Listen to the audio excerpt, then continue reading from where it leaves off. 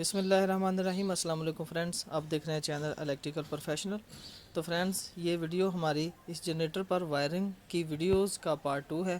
اس سے پہلے جو ہماری ایک ویڈیو ہے، اس ویڈیو میں ہم نے اس جنریٹر کے اوپر جو سامان لگایا ہے اس کے بارے میں مکمل طور پر شیئر کیا آپ کے ساتھ کہ یہ سامان ہم نے جو لگایا ہے پینل میں یا اس کے جو سینسرز وغیرہ ہیں ان سب کے بارے میں ڈسکس کیا تھا۔ تو اس ویڈیو میں ہم اس جنریٹر کی جو اے سی وائرنگ ہے اس کو کمپلیٹ کریں گے جو آلٹرنیٹر سے ریلیٹڈ ہے۔ تو اس میں یہ آپ دیکھیں کہ جو یہ آور میٹر ہے، ایک اس کو آپ نے 220 وولٹ کی سپلائی دینی ہے۔ یہ وولٹ میٹر ہے، وولٹ میٹر کو ہم فور 2 فیز، ہم دونوں فیز ہی سپلائی دیں گے۔ اس کو آپ کو نیوٹرل فیز بھی آپ دے سکتے ہیں، اس صورت میں یہ 220 وولٹ دکھائے گا، اور اگر آپ اس کو دونوں فیز یہاں پر لگا دیں گے تو اس صورت میں یہ آپ کو 400 وولٹ جو آپ کے جنریٹر کے 2 فیزوں پر آپ کی میٹر کی ریڈنگ ہے وہ آئے گی۔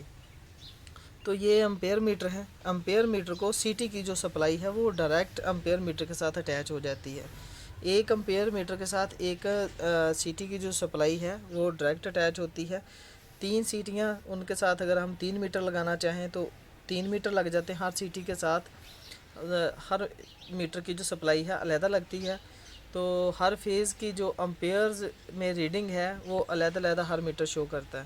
اگر ہم 1 میٹر اور 3 سیٹیاں لگانا چاہیں تو اس کے ساتھ جو ہے امپیئر سلیکٹر استعمال کیا جاتا ہے، تو وہ ہر پوزیشن پر علیحدہ علیحدہ سیٹی کے ساتھ کنیکٹ ہوتا ہے اور ایک ہی میٹر پر علیحدہ علیحدہ تینوں سیٹیوں کی جو ریڈنگ ہے وہ آپ کو مل جاتی ہے۔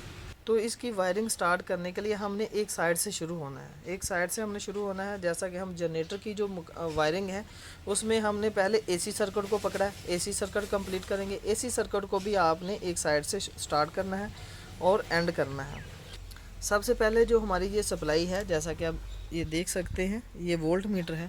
اس وولٹ میٹر کی جو سپلائی ہے ہم اس کے لیے 2 فیز جو ہے وہ اس کے یہ والی جو وائر ہے، یہ والی وائر آپ دیکھ سکتے ہیں، یہ والی وائر ہم یہاں پر 2 فیز جو ہیں اس کے لیے آلٹرنیٹر سے اٹھائیں گے، یہاں سے ہم 2 فیز جو ہیں یہاں سے اٹھائیں گے اور اس میٹر کو سپلائی لگا دیں گے۔ تو اس کے بعد ہم نے یہ اے وی آر جو ہے اس کو بھی 220 وولٹ کی سپلائی لگانی ہے۔ یہ ایک وائر میں نے اس کے لیے کاٹی ہے، یہ والی جو وائر ہے یہ میں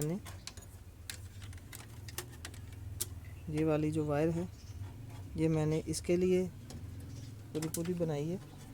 آپ نے وائرز اس طرح کاٹنی ہے کہ آپ کی جو وائرز ہیں وہ ٹائٹ نہیں ہونی چاہیے، وائرز تھوڑی لوز ہونی چاہیے، کیونکہ جب آپ اس کو اس طرح ٹائی کلمپ کریں گے تو اس وقت آپ کی جو وائرز ہیں یہ چھوٹی نہیں ہونی چاہیے۔ آپ نے تھوڑی لوز رکھ کے جو وائرز ہیں وہ کاٹنی ہے۔ تو یہ والی جو وائرز ہیں ان کو میں ان کے اوپر تھمر لگا کر پھر آپ کو دکھاتا ہوں۔ یہ ہم نے تمام وائرز کے آگے تھمر لگا کر ان کو میٹرز کے پیچھے لگا دیا ہے۔ تو یہ آپ دیکھ سکتے ہیں، یہ والا ہمارا امپیئر میٹر ہے۔ یہ امپیئر میٹر کے ساتھ جو تار ہم نے استعمال کی ہے یہ آپ دیکھ سکتے ہیں، یہ والی تار ہے، اور اس تار کو ہم نے جو کرنٹ ٹرانسفارمر ہے جو سی ٹی ہے ہماری اس کے اوپر لگا دیا۔ امپیئر میٹر کی جو وائر ہے دونوں تاریں وہ کرنٹ ٹرانسفارمر اس سی ٹی سے سیدھی آپ کے امپیئر میٹر کے پیچھے لگ جائیں گی۔ اس جو سی ٹی میں سے ہم جو ہماری یہ تینوں پاور کیبلز ہوں گی ان میں سے کوئی سی بھی ایک کیبل اس کے اندر سے گزار دیں گے جو یہاں سے اٹھا کر ہم نے مین بریکر پر لگانی ہے۔ تو اس کیبل پر جتنا لوڈ آئے گا تو اس میٹر پر ہمیں اتنا لوڈ دیکھنے کو ملے گا۔ تو اس کے بعد اس کو ہم نے 2 فیز کی جو سپلائی ہے وہ لگانی تھی۔ یہ آپ دیکھ سکتے ہیں کہ یہ والی وائر ہم نے میٹر کے لیے استعمال کی تھی، یہ والی وائر ہم نے اس میٹر کے لیے استعمال کی ہے۔ تو یہ وائر یہ آپ دیکھ سکتے ہیں کہ یہ والی وائر ہے، یہ والی وائر آپ اگر دیکھیں تو یہ دونوں فیز ہیں، یہ والے دونوں فیز ہیں، ان کے ساتھ میں نے لگا دی ہے۔ یہ دوسری وائر اس کے ساتھ لگائی ہے، وہ وائر جب اس وائر کو ڈسکس کریں گے تو اس کے بارے میں بھی سمجھ آ جائے گی کہ وہ کون سی وائر ہم نے یہاں پر لگائی ہے۔ پہلے ہم اس کو دیکھ لیتے ہیں۔ یہ ہماری میٹر کی وائر ہے 2 फेज़ सीधे उठाकर मैंने मीटर पर लगा दिए। तो उसके बाद हमारी जो AVR की ये पहले 2 टर्मिनल 220 वोल्ट की सप्लाई के हैं और दूसरे जो 2 टर्मिनल हैं ये हमें AVR से आउटपुट मिलती है एक्साइटर स्टेटर के लिए, यहाँ पर DC सप्लाई हमें आउट मिलती है। तो ये वाली जो 220 वोल्ट की सप्लाई है ये आप देखें, ये वाली वायर है, ये वाली वायर है, ये आप देखें। तो ये वाली वायर 220 वोल्ट लेने के लिए मैंने एक तार को एक ही थिमल के अंदर मीटर की तार के साथ लगा दिया था। ये हमने यहाँ से फेज़ उठाया और ये वायर जो है ये हमने न्यूट्रल उठाई है यहाँ से। तो इस तार में यहाँ से 220 वोल्ट की सप्लाई आ गई। तो ये 220 वोल्ट की सप्लाई आपके AVR की 220 जहाँ लिखी होती है 220 वोल्ट लिखे होते हैं वहाँ पर आपने लगानी होती है।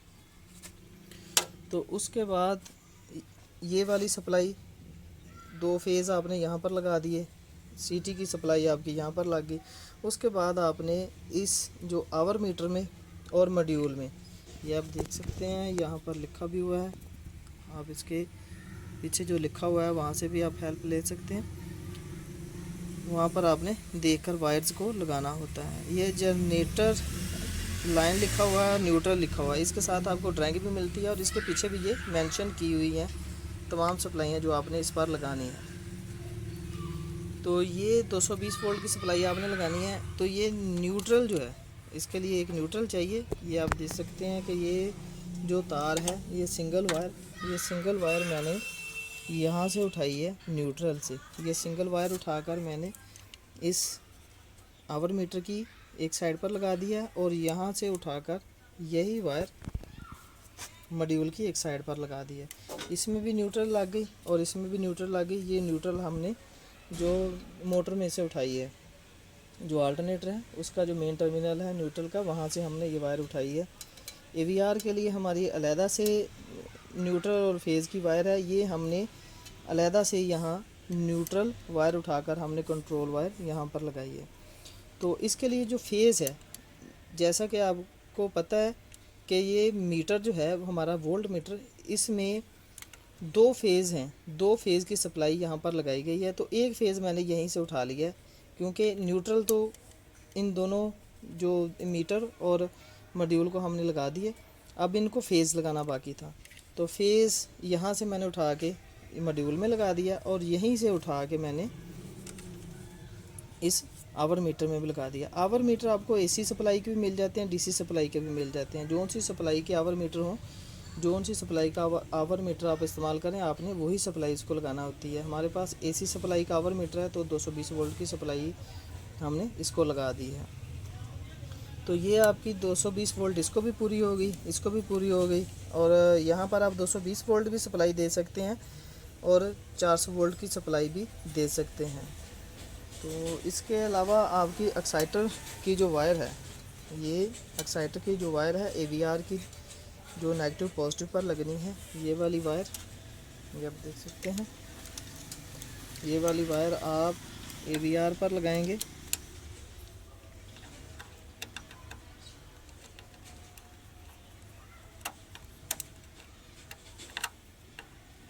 अगर आपको नहीं पता कि F1 कौन सी है और F2 कौन सी है, इस पर मेंशन नहीं किया होगा, इसका जो स्टिकर प्रिंट है वो उतर गया है, तो आप कोई सी भी तार F1 पर और कोई सी भी तार F2 पर, जिस AVR पर F1 F2 नहीं लिखा होता उस पर प्लस और माइनस लिखा हुआ होता है, तो आप कोई सी भी तार प्लस पर और कोई सी भी माइनस पर लगा दें।